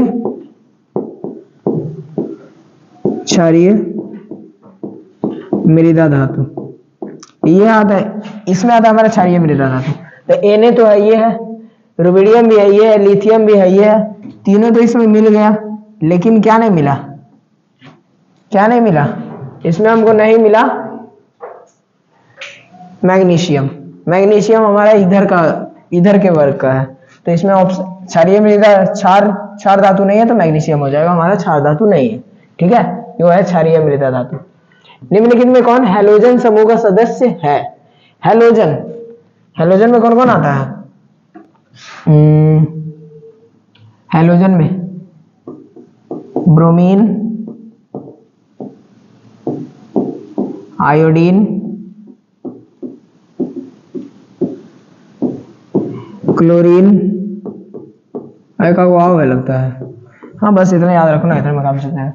ब्रोमीन, क्लोरीन, आयोडीन, ये सब आता है हैलोजन में, मतलब हैलोजन फैमिली इसको कहा जाता है। और भी है आदि और भी है। तो यहाँ पे बेरियम तो इसमें नहीं दिख रहा है, बोरॉन भी नहीं है, बेरिलियम भी नहीं है, ब्रोमीन है। ब्रोमीन हैलोजन फैमिली का सदस्य है। ठीक है, अगला क्वेश्चन में चलते हैं। जिंक की परमाणु संख्या कितनी है? जिंक की परमाणु संख्या कितनी है? यहाँ पे देख लेते हैं। जिंक की परमाणु संख्या हमारा है 30। ठीक है, जिंक की परमाणु संख्या 30 है। अगला देख लेते हैं, ऑप्शन नंबर डी। निम्नलिखित में कौन विद्युत ऋणात्मक होते हैं? विद्युत ऋणात्मक मतलब उसमें इलेक्ट्रॉनों की संख्या अधिक होगी, है ना, इलेक्ट्रॉनों की संख्या उसमें अधिक होगी। जिसमें इलेक्ट्रॉन ज्यादा वो हो जाएगा विद्युत ऋणात्मक। तो यहाँ पे देख लेते हैं भाई, अधातु क्लोरीन मान के चल लेते हैं। क्लोरीन इलेक्ट्रॉन को ग्रहण किया, क्लोरीन इलेक्ट्रॉन को ग्रहण करेगा Na से। Na के पास एगो रहता है प्लस में, एगो इससे ग्रहण करता है, पूरे तरीके से ले लेता है। ठीक है, ले लिया, इसके पास हो जाएगा, मतलब इलेक्ट्रॉन की संख्या बढ़ जाएगी। इलेक्ट्रॉन बढ़ जाएगा, मत कहने का मतलब इसके पास पहले था 17, लेकिन एक और बढ़ गया तो हो गया 18, वही माइनस में। यहाँ पे प्लस में इसका सिर्फ 17 रह गया। 17 में मतलब प्रोटोन 17 को रह गया, प्रोटोन 17 को, और इलेक्ट्रॉन हो गया 18। Proton 17, electron 18। तब देखेंगे दोनों के अगर तुलना करेंगे तो सबसे ज्यादा क्या है? इलेक्ट्रॉनों की संख्या सबसे ज्यादा यहाँ पे इसका आ गया। तो इलेक्ट्रॉन ज्यादा है तो इसको क्या कहेंगे? ऋणात्मक, विद्युत ऋणात्मक। इलेक्ट्रॉनों को ग्रहण करके ऋणायन बनाता है, इसलिए इसको कहा जाता है विद्युत ऋणात्मक। सभी अधातु विद्युत ऋणात्मक है और सभी धातु विद्युत धनात्मक है। हम मिश्र धातु को कह ही नहीं सकते कुछ। राजस्थान के किस ग्राम में चिपको आंदोलन के क्रम में महिलाओं ने जान दी? इसका आंसर हो जाएगा खेजरी। खेजरी नाम है एक गांव है राजस्थान में, वहां पर चिपको आंदोलन के क्रम में महिलाओं ने जान दी थी, ताकि मतलब चिपको आंदोलन को और भी ज्यादा बढ़ावा दिया जा सके। अगला क्वेश्चन देख लेते हैं। निम्नलिखित में किसके कारण पर्यावरण में संतुलन बिगड़ जाता है? किसके कारण संतुलन बिगड़ता है? पहला ऑप्शन देख लेना, वन रोपण। पेड़वा के लगा देंगे तो मतलब पर्यावरण में कुछ दुष्परिणाम होगा, कुछ भी। पेड़वा के लगा देंगे तो कुछ हो जाएगा, छाया देगा, फल देगा, बहुत कुछ फायदा हो जाएगा। इससे तो कोई दिक्कत नहीं। अधिक पेड़ पौधे का उगाना, अधिक पेड़ पौधों को उगा रहे हैं और भी अच्छी बात है, हमें ऑक्सीजन और भी शुद्ध मिलेगा, हमारा मतलब वायुमंडल और भी शुद्ध होगा। जैव विविधता, जैव विविधता कहने का मतलब जीवों में विविधता, जीवों में विभिन्न विभिन्न प्रकार का, मतलब जैसे कि हम लोग में अलग गुण है, हमारे मतलब हमसे जो छोटे जाति के मतलब प्राणी है उनका अलग गुण है। तो मतलब जीवों में विविधता अलग अलग है, सब भी अलग अलग है, जाति प्रजाति सबका अलग अलग। इससे कोई दिक्कत है किसी मतलब अगर और भी जाति अगर बढ़ते जाता है, मतलब मान के चलिए कि और भी जाति का अगर विविधता कर देते हैं, मानवों में ही 2 जाति है, पुरुष और स्त्री, तो अगर इसी में अगर एक और ट्रांसजेंडर आ गया तो उसमें कोई दिक्कत है? बिगड़ गया संतुलन। उसको अगर अलग वर्ग अगर दे दिए तो बिगड़ा संतुलन? नहीं कुछ हुआ।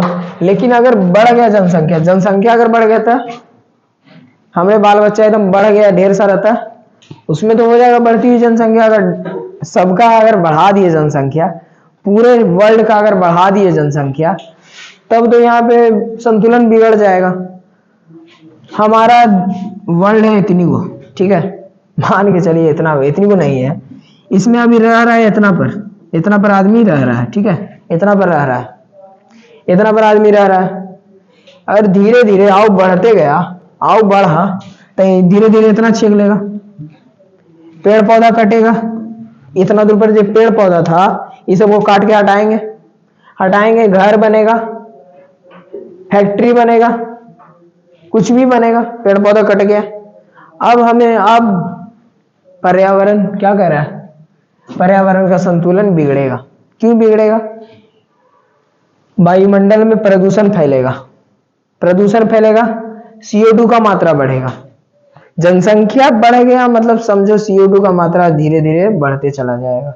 इसलिए जनसंख्या पर नियंत्रण करना है, हम लोग देश का भविष्य है, इसलिए जनसंख्या पर नियंत्रण करना है, ठीक है। इसका आंसर हो जाएगा बढ़ती हुई जनसंख्या, बढ़ती मानव जनसंख्या, ठीक है। अगला क्वेश्चन, पर्यावरण को प्रदूषण से बचाने के लिए सबसे अच्छा तरीका, पर्यावरण को प्रदूषण से बचाने के लिए सबसे अच्छा तरीका। अब बिना किसी चीज का उपयोग किए तो हम लोग रह सकते हैं नहीं। अब कहेगा कि अब गाड़ी ना चलाओ, इससे पर्यावरण का अच्छा होगा, मतलब पेट्रोल वाला गाड़ी नहीं चलाना है। अब पेट्रोल वाला गाड़ी नहीं चलाएंगे तब तो पर्यावरण बचे, मतलब अब चलाएंगे या ना चलाएंगे, मतलब हम नहीं चला रहे लेकिन बाकी सब चला रहा है, तो यहाँ पे मतलब क्या बोल रहा है? पर्यावरण का मतलब प्रदूषण से बचाने के लिए, जिससे प्रदूषण हो रहा है उसको बंद करना है। प्लास्टिक का उपयोग कर रहे हैं, प्लास्टिक से प्रदूषण हो रहा है, मृदा प्रदूषण हो रहा है, मृदा का गुणवत्ता घट रहा है, लोगों में अलग अलग बीमारियां फैल रही है मतलब प्लास्टिक से। किसी भी वस्तु का उपयोग करते हैं, उसे उपयोग करने के बाद तुरंत फेंक देते हैं, जिससे मतलब बहुत सारा गंदगी फैल जाता है। तो इससे मतलब वस्तु का उपयोग किए, अगर उसका पुनः से उपयोग कर ले तो न वो वस्तु कहीं बाहर फेंकाएगा, ना उसका मतलब कोई उसका कोई दुष्परिणाम होगा, ठीक है। वस्तु का कम उपयोग, मतलब मान के चलिए अगर प्लास्टिक का हम बहुत ज्यादा उपयोग कर रहे हैं, हल्का फुल्का कम कर देंगे, बहुत मतलब कम से कम करेंगे, जिससे कि मतलब हमारा काम भी बनते रहे, पर्यावरण में कोई प्रदूषण भी ना फैले। तो इसके लिए तीनों मतलब अच्छा तरीका है। वस्तु का पुनर्चालन, मतलब दोबारा उसको चालन करना, पुनर्उपयोग, उसका फिर से उपयोग करेंगे, वस्तु के उपयोग में कमी, उस वस्तु जिससे प्रदूषण फैलता है उस वस्तु के उपयोग में कमी करेंगे, इससे भी हम पर्यावरण को प्रदूषण से बचा सकते। इसीलिए इसका आंसर हो जाएगा इनमें से सभी। अगला देख लेते हैं, सौर सेल में किसका उपयोग किया जाता है? सौर सेल में किसका उपयोग किया जाता है? इसमें सिलिकॉन का उपयोग किया जाता है, इसका आंसर है सिलिकॉन का उपयोग किया जाता है सौर सेल में, ठीक है। सौर सेल इस तरह का होता है, उसमें सिलिकॉन का उपयोग किया जाता है, सिलिकॉन धातु का। निम्नांकित में कौन मनुष्य मुख्यतः बायोगैस है? बायोगैस मुख्यतः बायोगैस है, इसमें मेथेन होगा, मेथेन मतलब CH4, इसमें मुख्यतः बायोगैस में रहता है। बायोगैस जब हम प्राप्त करते हैं, बायोगैस प्राप्त करते हैं बायोगैस, तो उसमें मतलब जो मुख्यतः रहता है ना, जब मुख्य रूप से रहता है ना, वो रहता है CH4 मतलब मेथेन। ये मतलब मुख्य रूप से उसमें रहेगा ही तो रहेगा बस, अब कुछ भी हो जाए, ठीक है। तो इसका आंसर हो जाएगा CH4। अगला क्वेश्चन देख लेते हैं। मनुष्य के दांत के सबसे ऊपरी परत को क्या कहते हैं? मनुष्य का दांत है, हमारा ये दांत है, सबसे ऊपरी परत जो मतलब सबसे कठोर रहता है, उसको क्या कहा जाता है हमारा? उसको कहा जाता है इनामेल। उसको कहा जाता है इनामेल। दांत का सबसे ऊपरी भाग है जो मतलब चबाने के काम आता है, उसको कहा जाता है इनामेल। अस्थि, अस्थि तो आप लोग जानते ही होंगे, हड्डी। जठर ग्रंथियां पाई जाती है, जठर ग्रंथियां पाई जाती है, जठर ग्रंथियां पाई जाती है हमारे अमाशय में। अमाशय से ही हमारा जठर रस स्रावित होता है, ठीक है। अमाशय हमारा ऐसे रहता है ना, कैसे बनता है जी? ऐसे रहता है हमारा अमाशय, इसी में जठर रस स्रावित होता है जो हमारे पाचन की क्रिया में सहायक होता है, ठीक है। यकृत से पीत रस, अग्नाशय से अग्नाशय रस, आंख से क्या निकलता है पता नहीं, हटा। निम्नांकित में कौन वसा के पाचन में सहायक होता है? वसा के पाचन में हमारा सहायक होता है लाइपेज। लाइपेज नामक जो एंजाइम होता है वो वसा के पाचन में सहायक होता है। ये हमारे अग्नाशय से निकलता है, अग्नाशय से निकलता है, अग्नाशय से स्रावित होता है और जाके मतलब हमारे भोजन में जितना भी वसा रहता है ना, वसा फैट, उसको ये पचाने में मदद करता है। ये स्रावित होता है लाइपेज, लाइपेज जो तोड़ेगा वसा को, वसा को पूरा सरल यौगिक में मतलब परिवर्तित कर देता है, जिस कारण वो पच जाता है। तो इसका आंसर हो जाएगा लाइपेज। अगला क्वेश्चन, पीत रस का रंग होता है, पीत रस का रंग होता है, पीत रस का रंग होता है, ठीक है। पीत रस का रंग हमारा होगा हरा।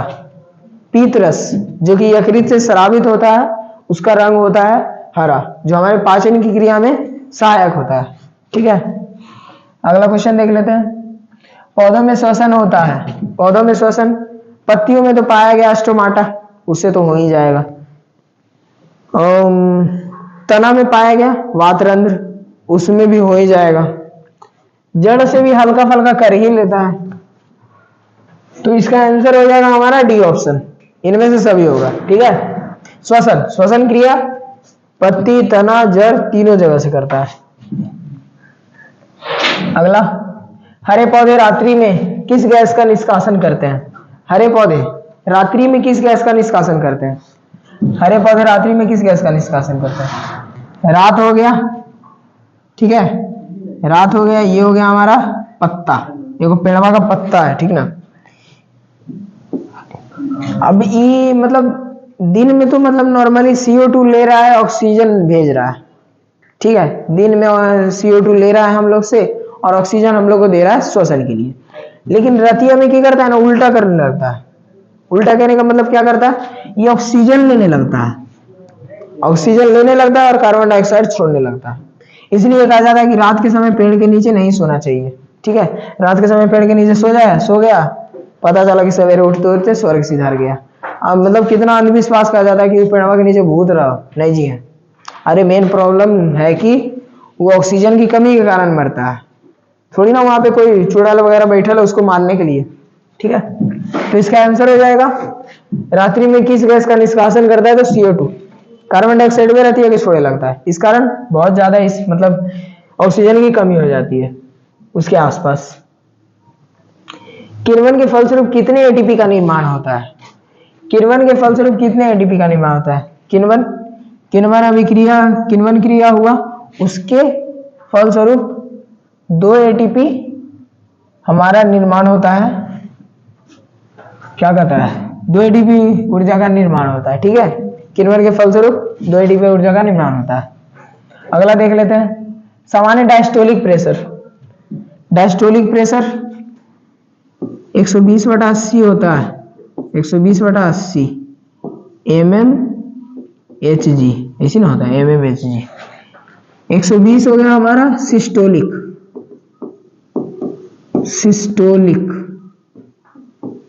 सिस्टोलिक दाब, सिस्टोलिक दाब हो गया हमारा 120। ये हो गया हमारा डायस्टोलिक,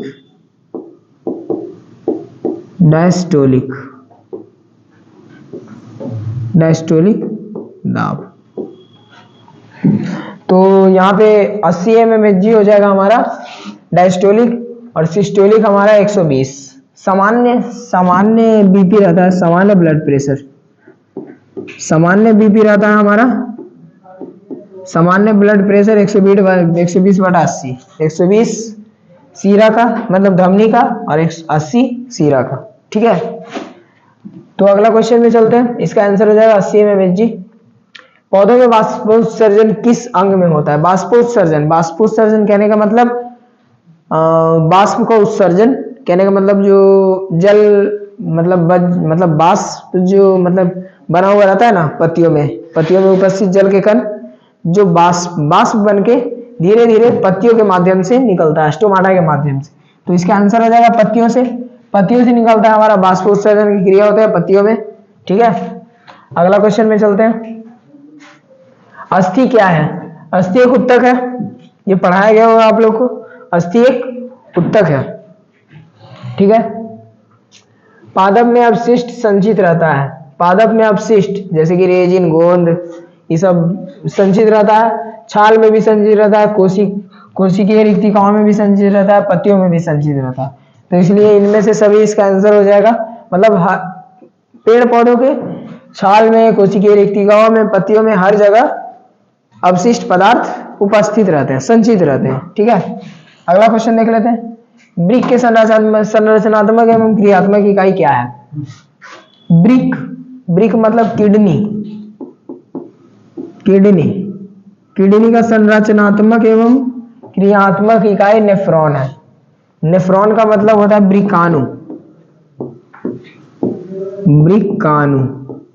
वृक्काणु इसका संरचनात्मक एवं क्रियात्मक इकाई है। इकाई मतलब एक यूनिट है, इसी से पूरा वृक्क बना हुआ।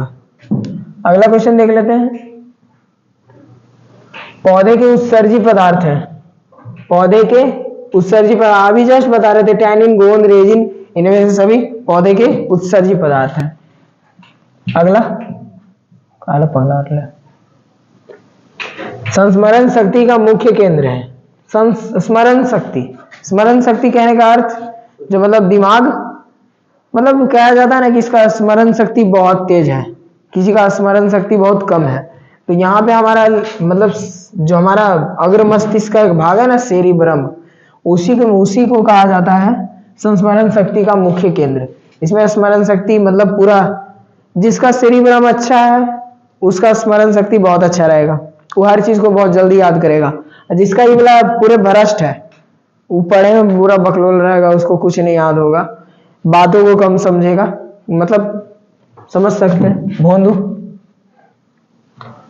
जड़ का अधोगामी वृद्धि कहलाता है, जड़ का अधोगामी वृद्धि, जड़ का नीचे की ओर वृद्धि क्या कहलाता है? गुरुत्वानुवर्तन। स्टेम का भी, स्टेम मतलब जो रहता है ना गुरुत्व के विपरीत दिशा में बढ़ता है, तो उसको भी गुरुत्वानुवर्तन कहा जाता है। लेकिन यहाँ पे पूछ रहा है जड़ का अधोगामी वृद्धि कहलाता है गुरुत्वानुवर्तन। मतलब गुरुत्वाकर्षण के अनुरूप जा रहा है तो उसको कहेंगे हम गुरुत्वानुवर्तन। अगला क्वेश्चन, एस्ट्रोजन स्रावित होता है। एस्ट्रोजन एक नरलिंग मतलब पुरुष स्त्रीलिंग हार्मोन है। ठीक है, स्त्रीलिंग हार्मोन है, तो इसमें अंडाशय से स्रावित होगा। अंडाशय इस तरह से रहता है ना, इस तरह से रहता है, यहाँ पे अंडाशय रहता है। ठीक है, इन दोनों तरफ अंडाशय रहता है, तो यहाँ से हमारा स्रावित होता है एस्ट्रोजन हार्मोन जो रहता है अंडाशय से स्रावित होता है। ओके, स्त्रियों में अंडाशय से स्रावित होता है। और यहाँ पे वृषण से तो नहीं होगा। स्वपरागन निम्न में किन पौधा में होता है? तो ये उभयलिंगी में होगा। स्वपरागन अपने से जनन कर लेता है, मतलब परागन कर लेता है, परागन की क्रिया खुद से संपन्न कर लेता है, खुद ही पुंकेसर को लेके जाता है, स्त्री के से मिला के परागन कर लेता है, परागन की क्रिया कंप्लीट कर लेता है। एक लिंगी में तो होगा नहीं, एक लिंगी मतलब पर परागन करेगा अपने में। अगर ये इसके पास अगर पुंकेसर है तो दूसरे के पास ढूंढने जाएगा, मतलब किसी वायु के माध्यम से, कीटों के माध्यम से दूसरे के पास जाके ये स्त्री केसर से करेगा परागन, ठीक है। तो यहाँ पे स्वपरागन किस में होता है? उभयलिंगी, मतलब जिसके पास दोनों है, मतलब स्त्री केसर और पुंकेसर दोनों है, तो मिक्स करके कर लेगा स्वपरागन। गर्भाशय के किस भाग में भ्रूण विकसित होता है? गर्भाशय के किस भाग में भ्रूण विकसित होता है? तो भ्रूण मतलब उसका मतलब लिंग का पता चलेगा। तो यहाँ पे हमारा एंडोमेट्रियम होता है, एंडोमेट्रियम में भ्रूण विकसित होता है, ठीक है। अगला क्वेश्चन, निम्नलिखित में कौन सा भाग केवल पुरुष जनांग में पाया जाता है? सिर्फ पुरुष में पाया जाएगा। लेविया माइनोरा, फेलोपियन नलिका, परिपक्व पुटक या शुक्रवाहिका? नाम से ही पता चल गया, शुक्रवाहिका। शुक्रवाहिका हम मतलब पुरुष के अंदर पाया जाता है, पुरुषों में शुक्रवाहिका पाया जाता है, ठीक है। ये पुरुष जनांग है और ये पुरुषों में पाया जाता है। अनुवांशिकता का पिता किसे कहा जाता है? अनुवांशिकता का पिता किसे कहा जाता है? तो ये आप लोग पढ़े होंगे, ये ग्रेगर जॉन मेंडल को कहा जाता है। ये मतलब पहला बार क्या कहता है, मटर के पौधे पर एक्सपेरिमेंट किया था, उसके 7 गुणों पर एक्सपेरिमेंट किया था, उसी को कहा जाता है अनुवांशिकता का पिता, ग्रेगर जॉन मेंडल को, ठीक है। डार्विन, प्राकृतिक चयन का सिद्धांत दिया गया डार्विन को, डार्विन ने दिया था प्राकृतिक चयन का सिद्धांत। मेंडल किस देश में ईसाइयों के मठ का पादरी था? मेंडल किस देश के ईसाइयों के मठ का पादरी था? तो ये हो जाएगा ऑस्ट्रिया। ऑस्ट्रिया का जो देश है ना, वहां का एक ईसाई मठ था, वहां का मेंडल पादरी था। पादरी मतलब जैसे कि हम हिंदू धर्म में क्या होता है, एक पंडित जी होता है ना, पंडित जी, उसी तरह से मुसलमानों में एक मौलवी होता है, और उसी तरह से क्रिश्चियन में एक पादरी होता है, चर्च में पादरी था ये, ठीक है। अगला क्वेश्चन 77 में निम्न से कौन वर्गीकरण का सबसे ऊपरी पायदान है? सबसे ऊपरी पायदान कहने का मतलब सबसे ऊपरी पायदान कहने का मतलब सबसे ऊपर इसको रखा गया है, तो इसका आंसर हो जाएगा जगत। जगत हमारा सबसे ऊपर है। उसके बाद आ गया जाति, वंश, अलग अलग। उसके बाद लास्ट में आता है हमारा लास्ट आता है हमारा प्रजाति। वैसे ये क्लास 9th में पढ़ना था, जगत, वंश, कुल, प्रजाति, ये सब हमारा पढ़ना था क्लास 9th में। तो ये 10th में पूछ दिया है। तो यहाँ पे इनमें से कौन वर्गीकरण का सबसे ऊपरी पायदान है? तो हमारा पायदान करने का मतलब स्तर, सबसे ऊपरी स्तर हमारा जगत, और सबसे निचला स्तर अगर पूछ दिया था प्रजाति, ठीक है। और बीच में वंश, कुल, ये सब आएगा, ठीक है। अगला क्वेश्चन देख लेते हैं। सूक्ष्म उपभोक्ता का उदाहरण है, सूक्ष्म उपभोक्ता का उदाहरण है जीवाणु और कवक। ये दोनों सूक्ष्म उपभोक्ता है, और शैवाल तो मतलब एक सूक्ष्म जीव है, तो मतलब सूक्ष्म जीव नहीं, एक सूक्ष्म पौधा है। यहाँ पे हमारा जीवाणु और कवक जो होगा सूक्ष्म उपभोक्ता, मतलब उपभोक्ता उसे कहते हैं जो मतलब किसी चीज को उपभोग करे। तो यहाँ पे एक जीवाणु उपभोग करता है, कवक भी उपभोग करता है, लेकिन शैवाल उपभोग नहीं करता है। इस कारण इसका आंसर हो जाएगा हमारा ए बी दोनों, जीवाणु और कवक दोनों उपभोक्ता करता है। मांसाहारी जीवों को कहा गया है मांसाहारी जीव। पहला तो हमारा उपभोक्ता हो गया, मतलब उपभोक्ता मतलब क्या कहता है, उत्पादक पेड़ पौधा, हरे पेड़ पौधे, ये हो गया हमारा उत्पादक, ठीक है।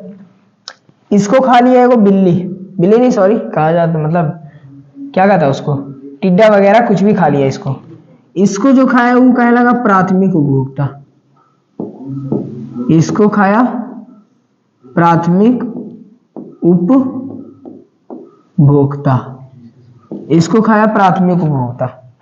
अब प्राथमिक उपभोक्ता में आ गया हिरन, बकरी वगैरह, हिरन बकरी, ये सब आ गया प्राथमिक उपभोक्ता। अब इसको जो खा लेगा ना, इसको जो खाएगा उसको कहेंगे द्वितीय उपभोक्ता। द्वितीय उपभोक्ता, इसको कह दिया हम द्वितीय उपभोक्ता, क्योंकि ये पहला को खा के अपना पेट भर रहा, इसलिए कहेंगे इसको द्वितीय उपभोक्ता। ये हो गया हमारा द्वितीय उपभोक्ता। अब इसको भी कोई खा लिया, इसको भी कोई खा लिया, इसको कह देंगे हम तृतीय उपभोक्ता। इसको कह देंगे हम तृतीय उपभोक्ता। ओके, तो पहला हमारा था शाकाहारी, प्राथमिक उपभोक्ता को शाकाहारी भी कहा जाता है, शाकाहारी, ठीक है।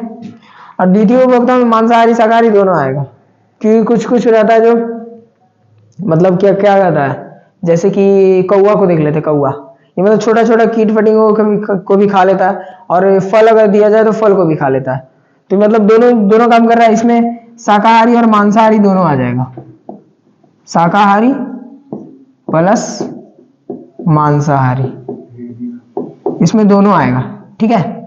और तृतीय उपभोक्ता में केवल मांसाहारी आएगा, सांप और कुछ कहता है उसको, तृतीय उपभोक्ता नहीं, सॉरी, इसमें आएगा सांप, इसमें आ जाएगा बाघ, शेर, ये सब आ जाएगा। इसमें सिर्फ मांसाहारी आएगा, मांसाहारी, इसमें सिर्फ मांसाहारी पशु आएंगे, इसमें शाकाहारी और मांसाहारी दोनों आएगा, इसमें सिर्फ शाकाहारी।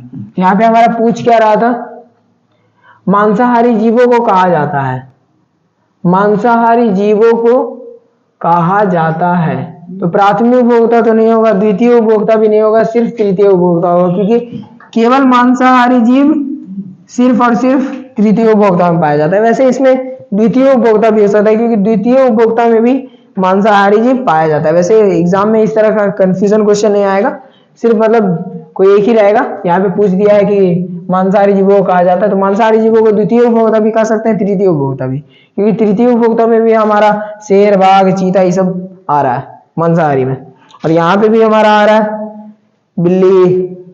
बिल्ली, कौवा, ये सब तृतीय उपभोक्ता में भी हमारा मांसाहारी शाकाहारी दोनों आ रहा है। तो इस कारण मतलब सी और बी दोनों हो सकता है इसमें, मतलब इस तरह का क्वेश्चन नहीं आएगा, वैसे सी और बी दोनों होगा। खाद्य श्रृंखला के प्रथम पोषीय स्तर पर कुल ऊर्जा का कितना प्रतिशत अगले पोषीय स्तर में स्थानांतरित होता है? मान के चलिए कोई मतलब पेड़ है, एक फल का पेड़ है, मतलब फल का पेड़ है, इस फल को मतलब मान के चलो कोई कौवा खा लिया, क्या खा लिया? कौवा इसको खा लिया, तो इसमें मतलब कितना प्रतिशत इसका, इसमें मान के चलो 1000 कैलोरी ऊर्जा, 1000 क्या कहता है, पौधे में 1000 कैलोरी ऊर्जा बना, इसको खा लिया कौवा, तो इसमें कितना ऊर्जा जाएगा? केवल इसका 10%, केवल इसका 10% कहने का मतलब इसमें केवल 100 कैलोरी ऊर्जा इसमें जाएगा, ठीक है। अब इसको भी कोई और अगर कोई जीव खा लेगा तो उसमें केवल 10 कैलोरी ऊर्जा जाएगा, बस। इसी तरह से मतलब 10% स्थानांतरित होते रहता है। तो इसका नियम जो दिया था लिंडेमान, एक लिंडेमान नाम करके वैज्ञानिक था, लिंडेमान, इसने एक सिद्धांत दिया था कि मतलब किसी भी पोषीय स्तर से किसी दूसरे पोषीय स्तर में जो मतलब ऊर्जा का स्थानांतरण होता है वो सिर्फ 10% होता है, ठीक है। तो इसका आंसर हो जाएगा सिर्फ 10%। तो लास्ट क्वेश्चन था, ये खत्म हो गया हमारा। तो कैसा लगा आप लोग को वीडियो, आप लोग कमेंट के जरूर कीजिएगा, और बहुत ही मेहनत से मैंने ये बताया, और इस वीडियो को जितना हो सके उतना ज़्यादा शेयर करें। और हमारे एग्ज़ाम का भी टाइम बहुत मतलब जल्द ही आने वाला है, बस कुछ ही दिन में हमारा एग्ज़ाम होने वाला है, तो इसके लिए कोई भी कसर नहीं छोड़ना है, कुछ करके दिखाना है बस। और मतलब जितना हो सके उतना रिवीजन करते रहें, और ये जितनी भी क्वेश्चनें थी इन सभी को आप लोग एक बार रिवाइज कर लीजिएगा, ताकि ये पूरी तरीके से याद हो जाए। और इनमें से हो सकता है इसी क्वेश्चन में से कुछ क्वेश्चन मिल जाए एग्जाम में, कुछ भी हो सकता है, कहीं से भी क्वेश्चन आ सकता है। इसलिए इस क्वेश्चन को एक बार रिवाइज कर लेना है। तब तक के लिए बाय और जय हिंद।